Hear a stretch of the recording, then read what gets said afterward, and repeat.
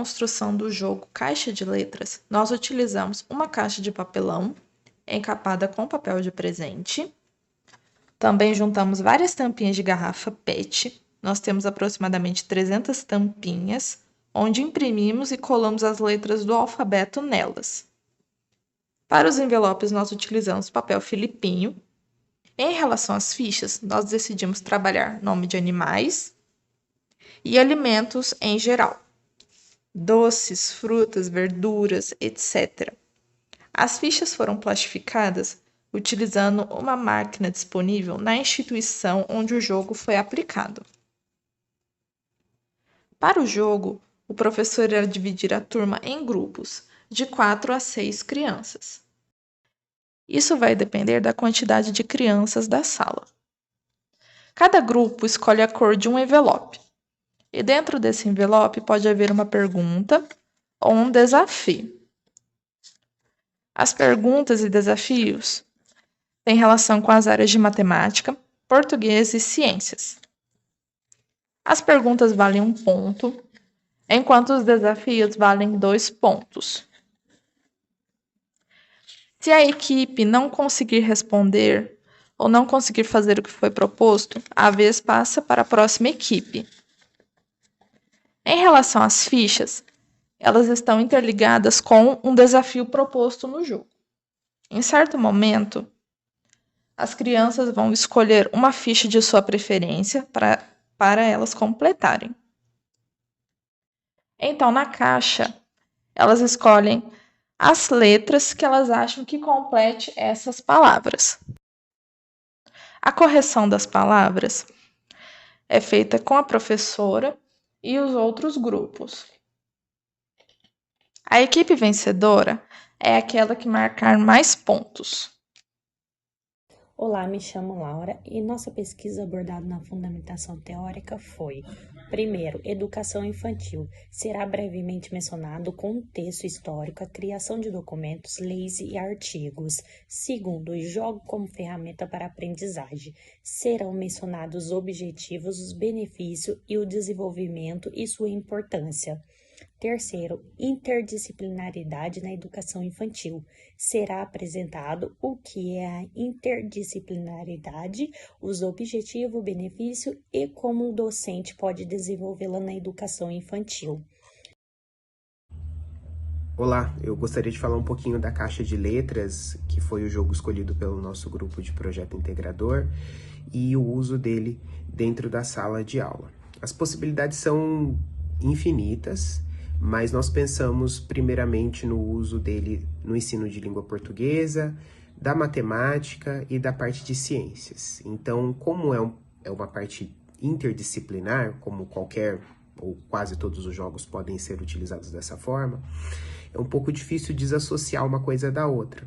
Mas nós podemos pegar o exemplo de uma letra, uma palavra, né? Então o professor pode trabalhar a questão de números com o número de letras daquela palavra ou talvez o número de sílabas. Também é interessante o professor trabalhar na parte de ciências, palavras que estão relacionadas à parte do corpo humano, talvez nome de animais, nome de frutas, nome de legumes. E na parte de língua portuguesa você vai fazer provavelmente a correção da escrita dessas palavras. Então, dessa forma, é um jogo que pode abordar essas 3 matérias, inicialmente, mas ele pode ir muito além. Vou falar a respeito dos resultados. Devido a alguns imprevistos na aplicação do jogo, apenas a parte das fichas de palavras foi colocada em prática, e as perguntas serão implementadas em outro momento. Devido a isso, os comentários e análises a seguir serão baseados apenas no que foi aplicado em sala de aula. Participaram 15 alunos, e eles foram convidados para uma roda de conversa, onde tiveram contato com as fichas e as tampinhas do jogo. Havia grupos de fichas com objetivos diferentes. Enquanto as fichas de animais precisavam ser completadas com consoantes, as de alimentos precisavam ser completadas com vogais. Depois da apresentação do material, as regras do jogo foram informadas. Primeiro, as crianças devem escolher uma ficha, analisar bem a imagem. Segunda, depois de um de cada vez, deve pegar as tampinhas que eles acharam que completa a palavra que escolheram. A professora pegou uma ficha de exemplo para mostrar o que os alunos deveriam fazer. Depois, as as outras fichas foram distribuídas e as crianças puderam escolher qual elas gostariam de montar. Durante 1 minuto, elas deveriam pegar algumas tampinhas da caixa que elas acham que completa a palavra. Depois de terminarem de completar as palavras, a professora fez as correções junto com a turma. Fez a contagem das consoantes e vogais, o que auxiliou na identificação das letras e dos números. Observou se a maioria dos alunos teve dificuldades com as fichas que precisavam ser completadas com consoantes.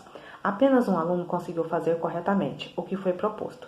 Já em relação às fichas de vogais, as crianças tiveram mais facilidade. As crianças mostraram um grande interesse no jogo, queriam ver todas as fichas, pegar as tampinhas, conseguir interagir com seus pares e respeitaram as regras.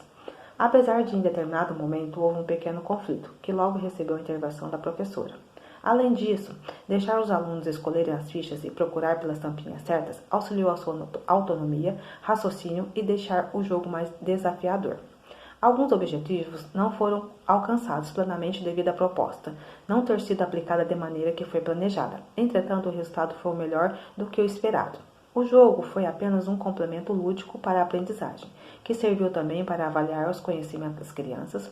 No início da coleta de dados, a maioria dessas crianças confundiam as letras, tinham dificuldade na contagem e ainda não tinham noção das sílabas e dos fonemas, mas durante a aplicação foi observado um grande progresso, visto que uma parte dos alunos conseguiu fazer a atividade proposta. Essa progressão se deve ao trabalho contínuo da docente e ressaltamos que o jogo ficará com ela para ser aplicado em atividades futuras. Eu vou falar a respeito das considerações finais. A criança, como um ser ativo no processo de ensino-aprendizagem, existe uma preocupação em desenvolver nos alunos uma aprendizagem significativa. O professor tem que estar sempre inovando e melhorando o processo de ensino-aprendizagem, pois é através dessas adequações que podemos auxiliar na superação de diversas dificuldades, sempre respeitando os diferentes estilos e ritmos de aprendizagem. A metodologia usada na criação do jogo interdisciplinar foi feita através de um levantamento bibliográfico e entrevista com uma professora e uma psicopedagoga, voltada especialmente para promover uma melhor aprendizagem. Foi elaborado um jogo, Caixa de Letras, com o objetivo de auxiliar as crianças na superação de suas dificuldades, de maneira lúdica, com informações de forma prazerosa e divertida, para contribuir no desenvolvimento de habilidades cognitivas, na concentração, no raciocínio, estimular a imaginação, comunicação, autonomia, promover o trabalho em equipe e o respeito às regras. Para a criação do jogo, foi utilizado materiais reciclados como tampinhas de garrafas, caixa de papelão, sulfite para a elaboração das fichas, dos envelopes e dos desafios, tornando o material didático de baixo custo e acessível. Por meio desse jogo, tendo a figura do professor como mediador, a interdisciplinaridade das disciplinas de língua portuguesa e de matemática estão integradas e interligadas entre si. Cada envelope possui um problema a ser resolvido, desenvolvendo o conceito numérico com a contagem das letras. As fichas auxiliam na formação das palavras, na aprendizagem das sílabas e o que contribui para aprimorar a fala e escrita. Confirma-se diante dos estudos realizados e dos resultados obtidos a importância do jogo interdisciplinar como material didático no processo de ensino-aprendizagem. O educador tem que estar atento às necessidades e interesses de cada criança, para que possa melhorar o processo de ensino-aprendizagem. Por isso, são necessárias mudanças nas práticas pedagógicas, e cabe ao professor planejar, organizar e controlar as atividades de ensino, utilizando esses recursos a fim de criar condições ideais para que os alunos possam construir novos conhecimentos.